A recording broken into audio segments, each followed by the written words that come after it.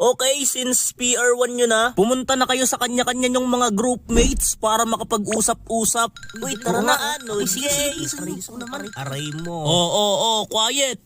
O ano, kompleto na ba tayo? Nasaan na si... Hello, sorry, medyo natagalan. Hanap mo ako? Oo mahirap na, baka mapunta ka pa sa iba. Ay, go best friend, dude. Huh? I mean, mapunta sa ibang group kasi baka hindi mo pa kabisado Huwag yung... kang mag-alala, Ken. Saya lang naman ako eh. Yee! Paldo!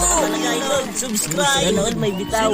Sinong naglagay ng hollow block sa bag ko? Ibig kong sabihin, dito lang ako sa group mo. Ahem. Sabi ko mag-usap-usap tungkol sa research nyo, di ba? Bakit parang nagmamahalan na kayo dyan?